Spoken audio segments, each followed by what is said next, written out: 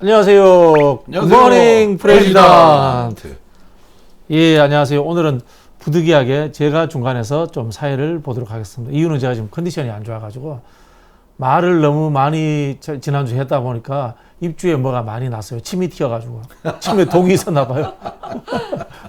저 평소에 깨끗한 사람인데 그래서 오늘 제가 좀 말을 좀 줄이는 차원에서 사회를 보게 됐음을 좀 이해해 주시고요. 그리고 실제로는 우리 이나 씨가 갖고 있는 내공이 보통 내공이 없는데 옆에서 아저씨 둘이가 떠들어가지고 본인한테 기회가 안 왔다 이런 이야기가 있어서 우리 이나 씨가 오늘 또 많은 말씀을 하겠습니다. 먼저 이나 씨께 여쭤보고 싶은데요. 네네. 오늘 저희가 민주당 네. 경선, 대선 후보 경선의 전반적인 사안에 대해서 한번 대략 이야기를 하려고 하는데요. 네네. 대충 경선 룰과 일정이 어떻게 되죠? 이번 민주당 경선은 이제 당원 당규에 따라서 모두 아시다시피 6개월 전에 이제 후보를 선출해야 되는데요. 이에 6월 21일부터 22일 예비 경선이 진행되고 6월 30일에서 7월 22일까지 선거인단을 모집합니다. 여기에 따라서 이제 7월 3일에서 4일까지 순회 경선이 진행되고 8월 14일부터 이제 이렇게 진행되면 8월 14일부터 권역별 7회 또는 광역 시도별 13회가 진행될 예정입니다. 그리고 9월 7일에서 9월 9일까지는 온라인 투표가 진행되고 9월 8일에서 9일까지는 언제 투표소에서 현장 투표가 진행될 예정입니다. 네. 하나 수정할 건 있는데요. 네네. 그 선거인단 모집하는 그 기간이 네. 그 사이에 시작한다는 뜻이에요. 시작이 되고 3일 동안 끝나면 어떻게 200만 명씩 들어오겠어요. 그거는. 네, 그렇죠. 저는 사실 안 해봤어요. 이거를 안 해봐가지고. 그럼 똑바로 조사해야지 진짜 똑바로 조사하고 물어보든지. 네. 네, 여기까지입니다. 하여튼 9월 10일 날 뽑는다는 이야기네요. 네. 지금 현재 규정대로는 9월 9일 날 뽑는 거죠? 9일이 이제 최종 마감되고 그렇죠. 9월 10일 날 마감하나. 이제 이 선출이 되는 거죠. 예. 예. 그러니까 6개월 전이니까 아마 날짜 때문에 그렇죠. 그렇게 예. 되는 것 3월 같습니다. 7일 날 투표를 3월 9일. 3월 9일이 예. 대통령 후보 선거니까 그러니까 8일 날 아마 9일 날 뽑아야 될 거예요. 9일 날 아마. 뽑아야 되는데 네. 예. 뭐 비슷합니다. 대충 뭐 때렸죠. 예. 와서 투표하세요. 그럼 네. 됩니다. 예. 네. 조금 변경될 수도 있지만 예, 대충 예, 이렇게 예. 진행된다는 다만 거 아시면 될 것 같습니다. 현장 투표가 실제로 가능할지는 모르겠어요. 지금 상황으로 보면 다 온라인으로 전환 현재 상황으로는 온라인으로 그렇게 하는 게 뭐 좋을 것 같아요. 현실적으로는 예. 그렇게 저도 제가 이제 이런 룰을 짜본 사람인데요. 네. 네. 지금 민주당 룰은 조금 허술해요. 허술한 게 왜 허술하냐면은 쓸데없이 너무 세세하게 돼 있어. 규정에 넣을 필요는 없고 그다음에 단순하지 않아요. 네. 모든 이 제도라는 것은 좀 단순할 필요가 있거든. 네. 심플해야 되고 안전해야 되고 네. 그다음에 이렇게 상징적인 부분이 있어야 돼요. 이게 국민들 대상이다, 당원들 대상이라는 네네. 그럼 이제 그걸 우리 보통 이제 3S라 그래요. 심플, 심볼, 세이프티 이렇게 해서 이 정치 제도의 3원칙이라고 하는데 거기에 보면은 조금 엉성한 측면이 있습니다. 왜 그러냐면 저 같은 전문가한테 자문을 안 받고 자기들끼리 마음대로 하는 거죠. 성질 나더라고 솔직히 말씀드려서. 저는 개인적으로 오픈 프라이머리도 별로 안 좋아하는데 네. 네. 예. 하여튼 뭐 하겠다는데 어떡하겠습니까? 그래도 정한 거는 바꾸지 맙시다. 네. 자, 그럼 두 번째는 흔히 이제 뭐 13 잠룡 발음 잘해야 돼요. 누구 예. 잠룡 그러기도 하는데 예. 잠룡 예, 잠수할 때 잠입니다. 잠수하고 있다는 뜻인데 어떤 분들 있죠? 네. 지금 뭐 몇 개 언론사에서 13잠룡이라 해서 뭐 13명이 나왔어요. 근데 실제로 이분들이 다 나올 수 있을지는 저도 잘 모르겠는데 일단 이름을 그대로 보면 이재명, 이낙연, 정세균, 추미애, 박용진, 이광재, 김두관, 박주민, 양승조, 최문순, 임종석, 이인영, 김경수. 13명만. 네, 13명이에요. 근데 이 중에서 실제 나올까 이런 분들 김경수 지사 나올 수 있을까요? 글쎄요. 저도 그러니까 어쨌든 언론엔 이렇게 보도가 됐고 이게 실제로 나올 수 있을지 저는 김경수 지사는 조금 어렵지 않을까? 예. 그리고 저는 여기서 지금 뭐 들어보던 이름 말고 딱 눈에 띄는 이름이 지금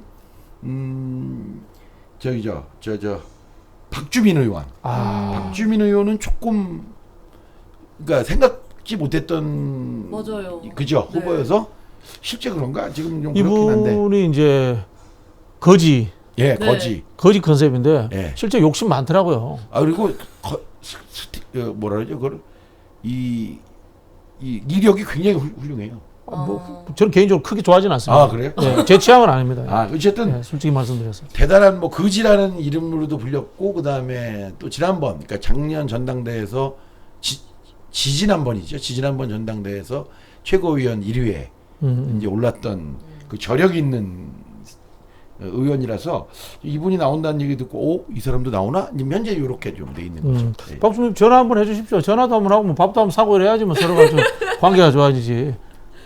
밥 뭐 드셨어요? 아니 뭐 제가 사도 되고 예, 그런데 예. 이게 저도 많이 보니까 그 이제 제가 박주민 의원에 대해서 어디 방송에서 예. 네. 그 뭐죠 지난번 부동산 문제 아. 그것을 때 비판을 했더니 막 그 박주민 의원 지지자들이 댓글 엄청나게 달았더라고요 저한테. 그때부터 저하고 약간 취향이 멀어졌는데 다시 좋아할 수도 있으니까 전화 한번 주시면 돼.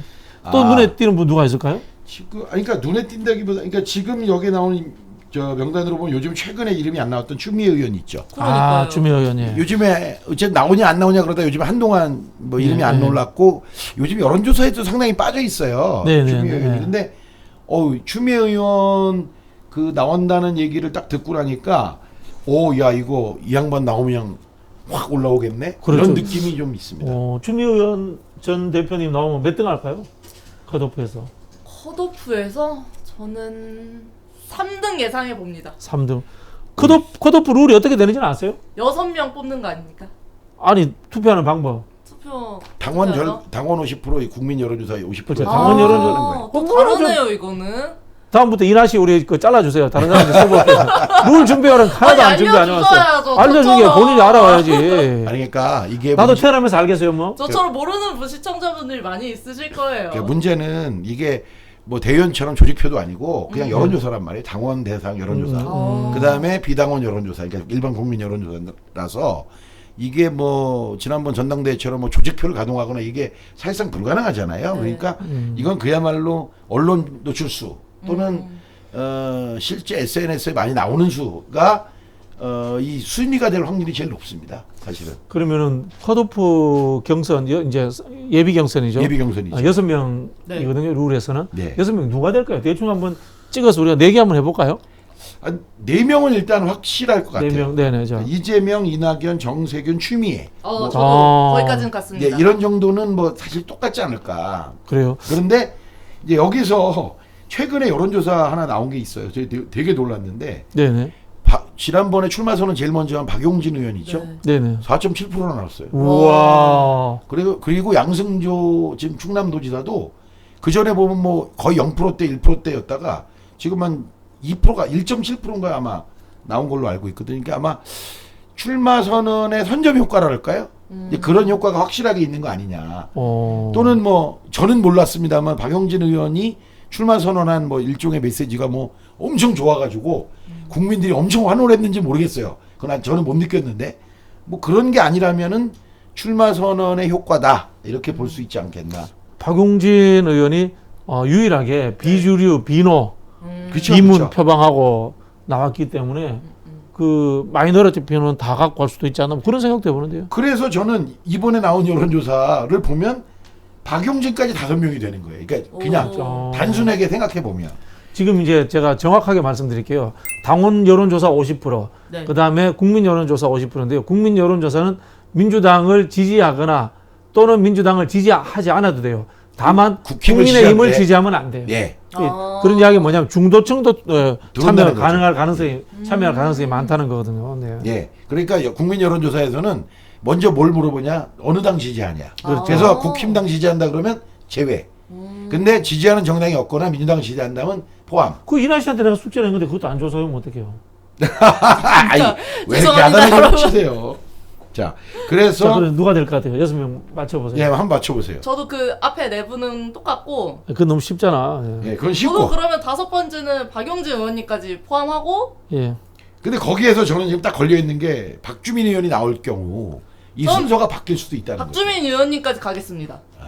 그러니까 오. 박주민 의원이 만약에 나온다 그러면 박용진 의원보다 좀 앞서지 않겠나 이런 생각이 딱 드는 거죠. 아 그렇습니까? 인지도면. 그렇게 6명 예, 그러니까 둘이 똑같습니까? 그럼 6명 찍은 게? 여기에서 아니, 이제 네 하나가 개라니까, 이거. 솔직히 여섯 예. 번째는 걸려 있는 게 뭐냐면 지금 그러니까 박용진 그다음에 임종석, 김두관 이렇게 세 분이 6위 쟁탈전을 하지 않겠냐. 자, 그럼 제가 지금 예. 10초 안에 시간을 주겠습니다. 이게 내기입니다. 자, 김경수 현 지사는 못 나온다는 가정하에 가정하에 12명 12명 중에. 가지고 6명 해서 예. 이거 내기입니다. 내기. 네. 예, 다음 식사 내기. 알겠습니다. 예, 이 6월 21일 날 이후에 이 식사를 거하게 내기. 예, 알겠습니다. 예, 그걸로 자 지금 바로 자, 예. 자 적어 보시죠. 자, 예, 그러면 뭐 누구나 다 자 지금 동의하시- 적어서 듭시다 우리가. 아니 지금 종이가 준비 안 돼 아, 있어요. 거기다 찍으면 되지. 예. 여기다 하나, 둘, 셋. 예. 저는 정말 정치 어린이의 힘으로 자 설명해 주십시오. 저는 왜 그 사람들이 들어오는지. 이재명 지사님은 지금 워낙 1위를 달리고 계시기 때문에 그거고 이낙연 전 대표님도 팬층이 많습니다. 네. 그리고 정세균 전 총리님도 비슷한 이유고요. 그리고 추미애 전 장관님은 뭔가 약간 이전처럼 윤석열 총장을 약간 저격수 느낌으로 네 넣었고, 그리고 박주민 의원님은 이제 또 인기 있는 또 스타 의원이시고 그리고 박용진 의원님은 또 반짝하시는 게 있으실 것 같아요. 그리고 젊은 느낌이 확 나가지고 전 6명 뽑았습니다. 자 우리 KFC님. 예. 저는 이재명, 이낙연, 정세균, 추미애, 박주민, 김두관 오. 이렇게 넣었습니다. 뭐 다른 분들과 다르게 뭐 다른 김두관 건- 의원 김두관 의원은 좀 아까 우리가 그 얘기했잖아요. 박용진 의원이 출마 선언에 대한 어떤 그 네네네. 그 흐름이 있었다. 예. 반짝 이게 효과가 있었으면 아직 다른 분들은 사실 공식 출마 선언을 안 했는데 나머지 분들 중에 그래도 김두관 의원이 PK 출신으로서 네네네. 출마 선언을 제대로만 하고 메시지만 제대로 내면 반짝하는 효과가 좀 나오지 않겠냐 뭐 이런 생각이 좀 있어서 알겠습니다. 일단 뭐 다 기록해 두십시오. 네 개입니다. 예. 저는 저기 불러드릴게요. 정세균, 김두관, 이광재, 이재명, 양승조, 이인영. 예? 간단합니다. 저하고 친한 사람들입니다. 저는 어차피 희망인데 뭐 저하고 관계 좋은 분들 미는 걸로. 네. 예.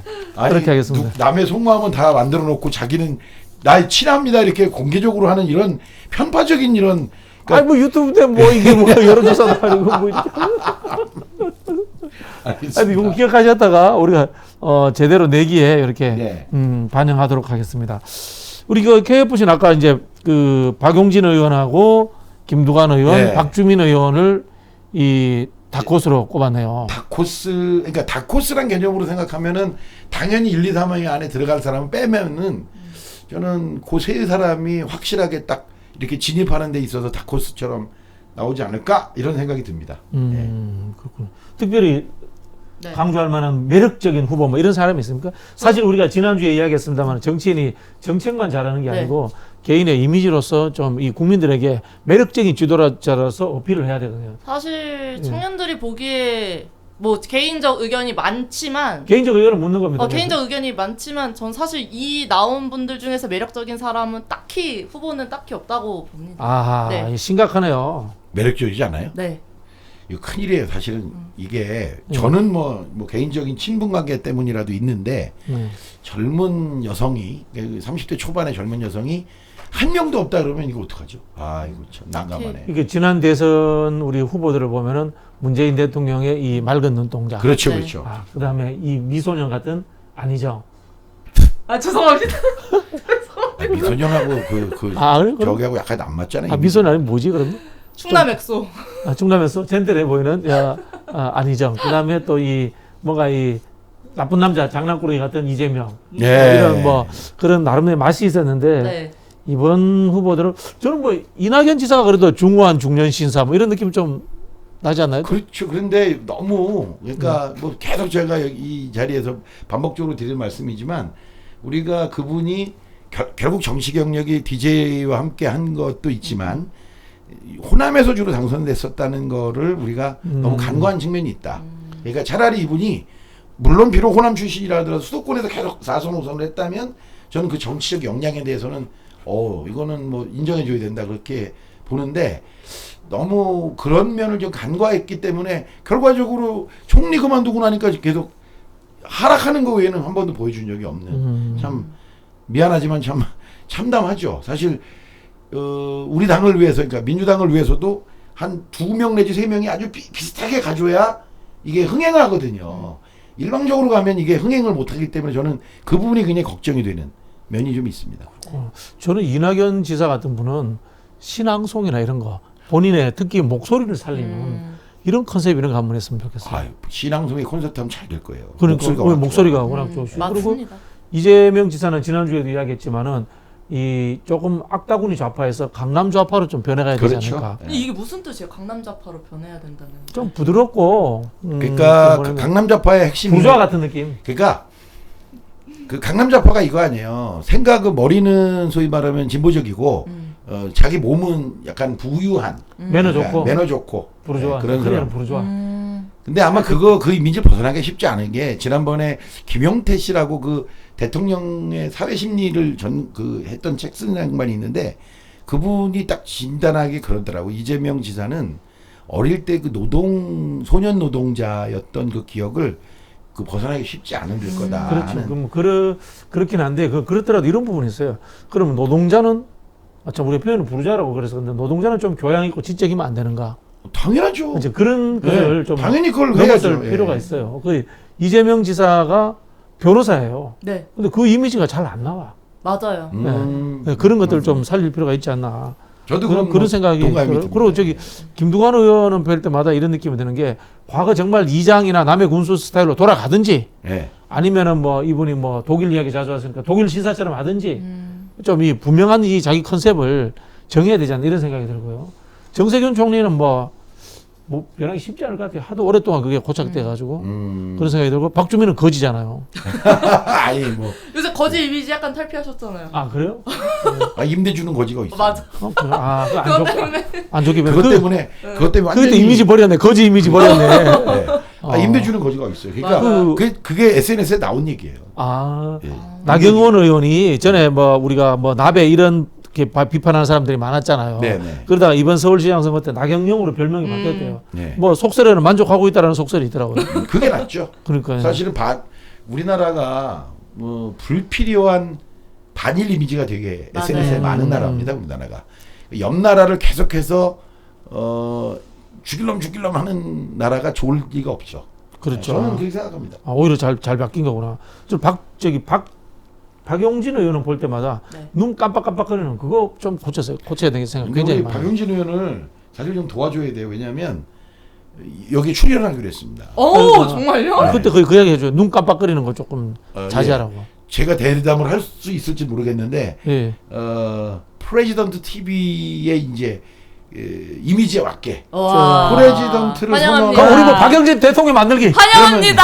박영진 대통령 만들기 갑시다 그냥. 오늘부터 그러면 박용진 TV로 바꿀까요? 우리 뭐 박영진 대통령 만들기 그냥 가는 거보다 뭐 친한 사람 위주로 가는데 뭐 그러니까 어차피. 이 프레지던트 TV의 첫 대통령 후보가 나온다. 와. 네, 이렇게 아마 이번 주 금요일 날로 제가 기억하는데 아마 생방송으로 나갈지 아니면 와. 바로 그날 녹화로 바로 그날 나갈지 모르지만 박용진 만들기 들어갑니다. 네. 그럼 다음 주부터 우리는 다 박용진으로 가는 거예요. 박용진.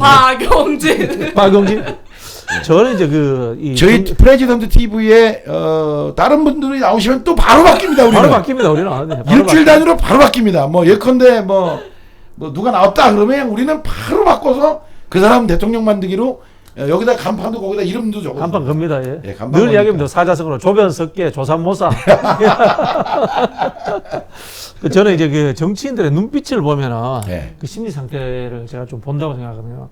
정치인들은 맑고 투명한 눈동자가 제일 좋아요. 네. 그렇지 않으면은 저나 우리 KFC처럼 약간 썩은 동태는 일단 똑같이 걸고 넘어지시네. 아니 좀 뭔가 좀 흐리멍텅하게 사람 이제 술이나 많이 먹고 술 많이 먹고 있지 않습니까? 이렇게 세상 물정 다 아는 듯한 이게 차라리 나아요. 아이고. 갑자기 그 이야기했네. 예. 예.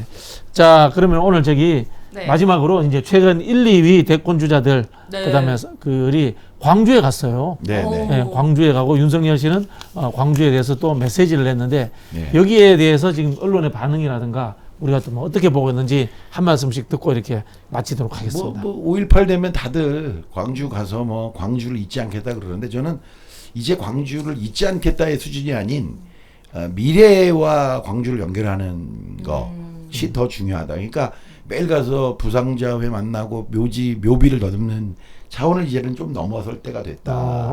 네. 왜냐하면 똑같은 걸 41년째 하는 거잖아요. 뭐 41년은 아닙니다. 왜냐하면 한때는 광주라는 말을 꺼내지도 못했으니까 우리가 이제 아마 광주에서 국가가 공식적으로 기념하는 추모하는 행사를 한 지가 이제 한 20년? 뭐 20년 정도 된 것 같아요.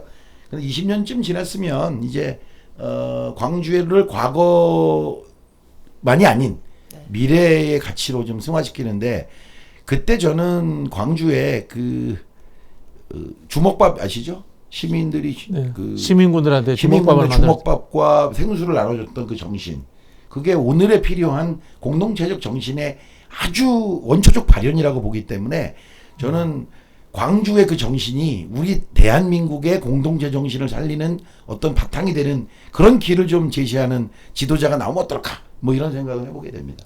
예. 네, 저도 이런 씨는 어떻게? 너무 좋은 말씀이시고 한 번씩 광주 사투리 쓰시는데? 제가요? 네.